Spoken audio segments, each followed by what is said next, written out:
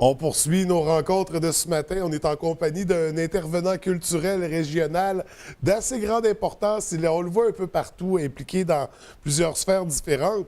Ce matin, on va le recevoir pour son titre de directeur général du Côté Court, directeur général du théâtre Sans Masque, auteur, metteur en scène. On est en compagnie de Dario Larouche ce matin. Bienvenue à l'émission, ça va bien? Oui, ça va très bien. Écoute, Dario, on a pas mal à dire quand on parle de toi. On va se concentrer, en fait, c'est ça, Côté Court, théâtre Sans Masque ce matin. On va débuter avec Côté Court, dont tu es à la direction depuis bientôt 2 ans. Oui, ça va faire 2 ans à la fin de la saison, là. OK, à la fin de cette saison-ci. Donc, on peut dire que c'était une première saison parce que souvent, bon, un nouveau directeur, il y a une première année, on est dans la transition. Fait qu'il y a déjà beaucoup d'éléments de programmation qui sont là. Fait que, Je suis en train de faire ma vraie première année, OK. en fait. OK, Où là, la programmation qui est en cours, j'ai participé à cette programmation avec mon équipe. Et c'est notre nouvelle administration qui est à la tête de cette programmation-là. Donc, Ouais. c'est notre vraie première année OK. en tant que nouvelle équipe. Et on sait au Côté Court, quand même, il y a une grande diversité là, Oui. au niveau des types de spectacles. Est-ce qu'on a quand même une ligne directrice? Oui, de tout temps, le Côté Court a eu 30 ans cette année. La ligne directrice du Côté Court, ça a toujours été auteur, compositeur, interprète d'expression francophone. Oui. Ça nous laisse quand même, on se garde la porte ouverte pour faire venir des artistes de d'autres langues, de d'autres cultures, mais la majorité de nos spectacles, c'est musique, chanson, auteur, compositeur, interprète. C'est ce qui va dominer dans la programmation. Oui, sauf que c'est large. Oui, Je veux oui, dire, oui, on couvre tous les spectres musicaux. On passe du rap au néo-trad et on les passe tous. Oui, oui. Puis on reçoit des grands noms, on reçoit des gens, des nouveaux aussi, des nouveaux noms. De la fait un relève, mélange. finalement. Oui, c'est ça. Donc, c'est quand même, il y a une belle diversité au niveau des artistes, au niveau des styles, mais aussi au niveau, parce qu'on ne parle pas seulement de musique non plus. On parle, il peut y avoir des spectacles d'humour, il peut y avoir du théâtre, il peut y avoir. C'est quand même, il y a une belle variété, là. Au Côté Court, on est un pluridisciplinaire. Donc, on est à peu près 75% musique, 25% autres arts de la scène, OK. en proportion. Mais oui, on a du théâtre, on a de l'humour. On a eu Fred Dubé récemment à la fin janvier. Puis là, on participe la semaine prochaine avec le Festi-Rire. Oui. La semaine prochaine. Cette semaine. Cette semaine, Oui. en fait. Avec le Festi-Rire, le Côté Court va recevoir Alex Rouff. Et il va y avoir plein d'autres humoristes de la relève qui vont se promener un peu partout. Oui, oui, ça pendant au l'événement, centre-ville. mais parce qu'il y a des représentations un peu partout. Mais du côté Court, c'est ça, c'est Ouais. jeudi avec Alex Rouff. Oui. Sinon, on va en parler de la programmation 2018. Là. Bon, ça a Dieu, déjà oui. commencé janvier, février. On va reprendre où est-ce qu'on est rendu. 23 février, Sébastien Lacombe qui sera présent. Sébastien Lacombe, qui est un habitué du Côté Court, qui vient de sortir son album Nous serons des milliers, un album qui est très bien coté, qui est très bien, la critique est très bonne. Donc Sébastien revient au Côté Court pour son public, son public de base est là et l'attend. Ensuite, je poursuis. Oui, Je oui, défile. lançons-nous. Je vais en sauter quelques-uns, mais il y a Marat Tremblay qui Oui. revient au Côté Court. Marat Tremblay, ça, c'est un autre grand nom du Côté Court, dans l'histoire du Côté Court. Et là, elle revient. On est très content de l'avoir avec nous.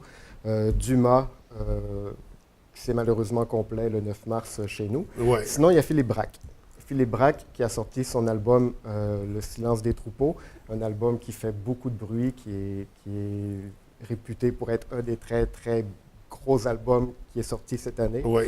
Philippe Braque vient au Côté Court le 23-24. C'est complet depuis très longtemps, mais ceux qui sont intéressés, surveillez, parce que probablement que aujourd'hui ou demain, on annonce une supplémentaire OK.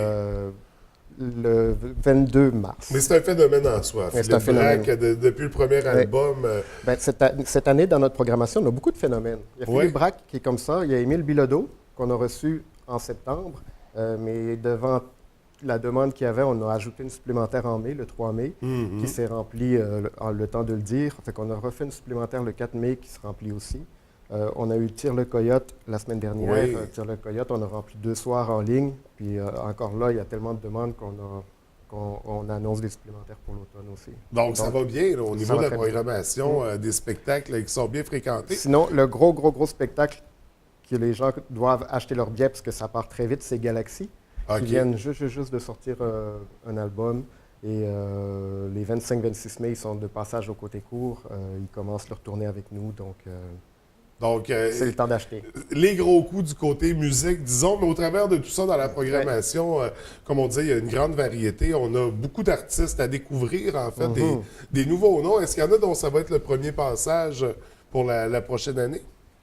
Ben, pour la prochaine année, vu que c'était notre 30e anniversaire, on voulait surtout des noms OK. des gens qui étaient passés. Mais il y a Émile Bilodeau, que c'était son premier passage cet automne. Sinon, Bleu Jeans Bleu, Tire le Coyote. Mais ensuite, maintenant, on est en train de travailler notre programmation pour l'automne 2018. Et là, on va avoir beaucoup de nouveaux noms à présenter. On a très hâte. Mais quand même, on a des spectacles vraiment très intéressants. Donc, du côté court, c'est ça la programmation qui circule. Vous avez la page Facebook, le site Internet, à partir desquels aussi on peut réserver des billets par le site Internet. Côté court, on n'ira pas plus loin pour l'instant, mais j'invite les gens vraiment à aller sur le site, consulter. Il y a énormément de contenu. Oui, parce que ça, c'est notre programmation régulière, mais on est en activité pratiquement chaque soir avec des spectacles qui viennent en location au côté court. Donc, on a une très grosse programmation. La salle est très fréquentée, puis c'est le fun de voir justement la programmation qui en ressort. Vraiment, chapeau, c'est des beaux spectacles à aller découvrir. On va parler de théâtre, puisque tu es directeur du Théâtre Sans Masque, tu es auteur, tu es metteur en scène, et le prochain sujet va concerner tout ça. Le retour d'une pièce que tu avais écrite, Les Mains Anonymes, que tu m'enseignes également avec Erika Brisson, là, au niveau sur la scène, la comédienne. C'est vraiment un retour de la pièce. Ça avait été présenté il y a 2 ans, si je ne me trompe pas. Oui, on l'a présenté en novembre 2016. C'était un texte, une réécriture d'un grand mythe antique, le mythe de Médée, la mère qui tue ses enfants par vengeance face à son amant qui l'a trompé. OK. Donc, c'était un thème qui, il y a 2 ans, était très actuel, malheureusement. Mais la réception que le spectacle avait eue en novembre était vraiment très bien. Donc, on a décidé de le reprendre dans un autre contexte parce qu'on était dans la petite salle Murdoch à Chicoutimi. Et maintenant, ce qu'il faut savoir, c'est que le Théâtre Sans Masque est, depuis septembre, la troupe de théâtre en résidence à l'Université du Québec à Chicoutimi. Donc, on a accès à tous les locaux et à tout le matériel. Donc, on se paye le luxe de reprendre le spectacle dans le contexte du petit théâtre à l'université avec du matériel de pointe. Et ça nous permet de retravailler ce spectacle qu'on a beaucoup de plaisir à faire. Alors, on parle de retravailler. On a amené des ajustements au niveau du texte ou de la mise en scène? Le texte, on y touche très peu. OK. On modifie un petit peu la mise en scène parce qu'on change de lieu. On travaille surtout toute l'ambiance esthétique du spectacle. Donc, c'est comme le même spectacle bonifié. OK. Erika Brisson qui sera seule sur scène. Oui, Erika qui porte le spectacle sur ses épaules. Elle est 1 heure de temps seule en scène avec à peu près 50 pages de texte à défiler. Là, on est vraiment dans la performance. C'est une performance tant de mémoire parce que c'est quand même costaud. Et le texte que j'ai écrit, c'est comme un texte en spirale, donc c'est extrêmement facile de se perdre. Elle a besoin d'une concentration sans faille. Puis surtout, Erika est une femme, une comédienne très intense. Elle est tragédienne presque née. Oui, c'est naturel. Ce qui fait que quand elle est sur scène, elle donne son 110% pour parler sport encore. C'est une performance physique qui est assez fascinante à regarder. Donc, pour faire un parallèle avec l'actualité comédienne olympienne. Ben, c'est presque un spectacle olympien. Non, mais il y a un heure tout seul sur la scène. Comme tu dis, le texte n'est pas nécessairement facile non plus. Donc, ça vaut le coup, ne serait-ce que pour aller apprécier la technique, la performance. Mais ça demeure, écoute, c'est comme on avait dit, ça avait très bien été reçu en 2016 quand ça avait été présenté. Donc, ça fait du bien, parce qu'au Théâtre sans masque, on travaille beaucoup aussi la comédie. Oui. On est surtout connu pour la comédie, fait que ça fait du bien sortir un peu de ce créneau-là et d'aller dans la vraie tragédie. Ça fait du bien, ça change. D'atteindre les gens, de les bouleverser un peu. Oui, tout à fait. On va poursuivre en lien avec l'UQAC. Il y a un projet étudiant aussi sur lequel tu travailles actuellement.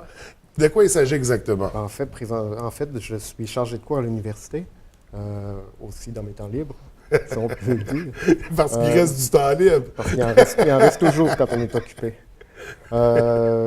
Donc, tout mon groupe d'étudiants, ils sont 15, travaillent présentement sur des textes de Mayakovsky, un auteur russe des années 20. Et ils sont en train de remettre en scène, de réécrire Mayakovsky pour lui faire parler un langage d'aujourd'hui et permettre à tous ces jeunes artistes-là de trouver leur propre voie de metteur en scène. Donc, c'est un travail de longue haleine qu'ils sont en train de faire et qui va aboutir les 17, 18, 19 avril à l'université. Qui va aboutir avec des représentations? Avec 3 représentations publiques.